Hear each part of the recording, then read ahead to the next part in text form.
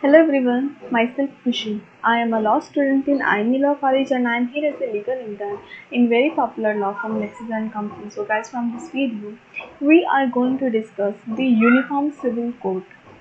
The Uniform Civil Code seeks to be replace personal laws based on the scriptures and customs of each as a religion community in the India with a common set of rules governing every citizen. It's called the Uniform Civil Code. Before discuss the Uniform Civil Code deep, we discuss what is the status of personal laws in India.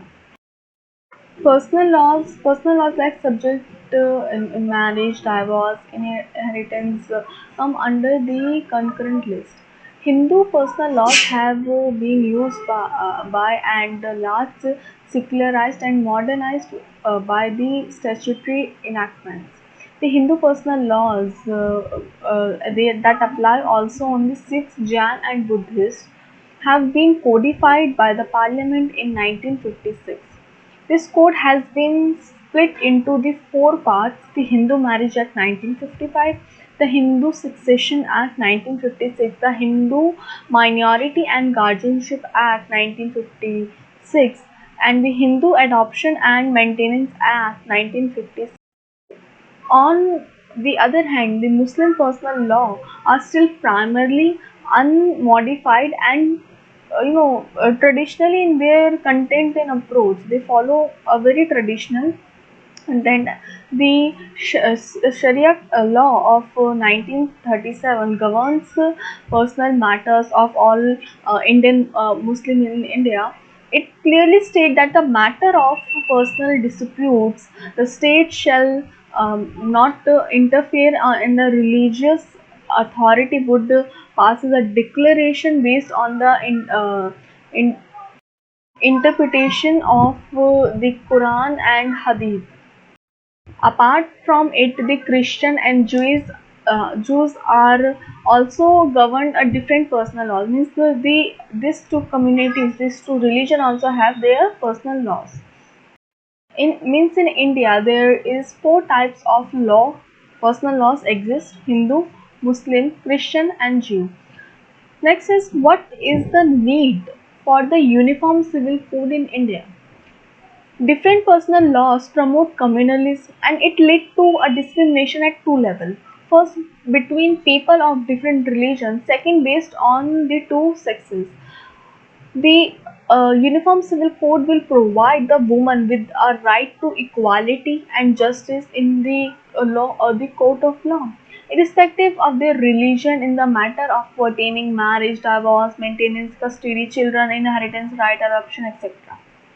The Supreme Court, for the first time, directed the Parliament frame the Uniform Civil Code in the year 1985 in the case of Muhammad Ahmad Khan versus Shah Banu Begum, which is popularly known as Shah Banu case. In this case, the Shah Banu claimed for the maintenance from her husband under the section 125 of the Code of Criminal Procedure after she was given a triple talaq by him. However, government overturned the Shah Banu case this decision by way of the Muslim woman right to protection and on the Divorce Act 1986. This curtailed the right of a Muslim woman maintained under the section 125 of the Code Criminal Procedure. Supreme Court in the Saira Banu case in 2017 had declared the practice of triple talaq as unconstitutional. Means now the triple talaq, after the amendment in 2013 made by the parliament, the triple talaq now is unconstitutional. Now, challenges which associated with the Uniform Civil Code, that which challenges, if we follow the Uniform Civil Code in our country, that which challenges we have to face. First is the constitutional challenge. Freedom of religion gets into the conflict with the right to equality. Like Article 25 laid down the individual fundamental rights to religion. Article 26B also upholds the right to each of a religion, denomination, or any section there we manage its own affairs in a matter of religion. Section 29 defines the right to conserve their culture. This rights get into conflict with the right to equality law, which is come under the Article 14 and 15. Is this directly challenges the Article 14 and 15, which asking for the right to equality. Moreover, the individual freedom of religion under the Article 25 is subject to the public order, health, morality. In 2018, a report by the Law Commission of India stated that the Uniform Civil Code is neither a necessary nor a desirable at this stage, at that time in the country. The Commission said that the secularism cannot contradict the plurality prevalent in the country. Now, the social and political challenges. In the name of uniformity, the minorities fear that a culture of the majority is being imposed over them. Given a vast cultural diversity in India, bringing uniformity among all such people will be a huge challenge. Patriarchal mindset of the Indian society poses the big challenge in implementation of uniform civil code. This can be reflected by the fact that the Hindu code bill has been already in the place from the mid 1950, yet the quantum of land actually inherited by the Hindu woman is only a fraction of the land they are entitled. So this is some problems, the constitutional social problem, these challenges which come in front of the uniform civil code. There are also some merits, advantages of uniform civil code, like a uniform civil code is imperative both for the protection of vulnerable section in a society, especially women and religious minority, for the promotion of the national unity and solidarity, and there exist also many personal laws like Hindu code bill, Sharia law bill, etc. Means they getting simplification of the law presents of many law creates the confusion, complexity, inconsistencies in the exertion of the personal matters at the time of leading the delayed justice or not just. Uniform Civil Code will eliminate this overlapping the law. Simply, its simplification of the legal system.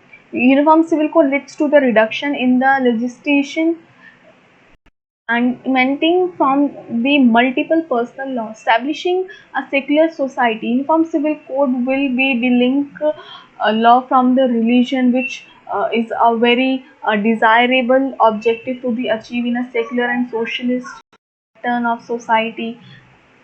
Gender justice also there after the implementation of the uniform civil code. The right of women are usually limited under the this personal laws in this religious law.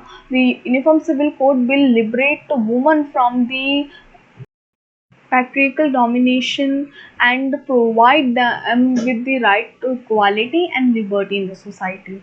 In the long term, the uniform civil code would lead to the defect the communal and the divisionist forces.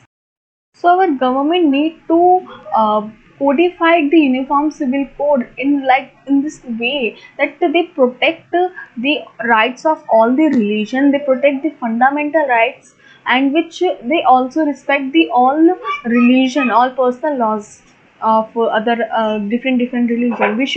It should be a code in just a proper and according to a man of a ordinary society without any bias with the regard to religion and political consideration. We have to codify the uniform civil code in this way. So this is all about the uniform civil code. Hope you understand this topic. Hope you um, like this video. Hope you now this topic clear to you. A very thank you to all to watching this video.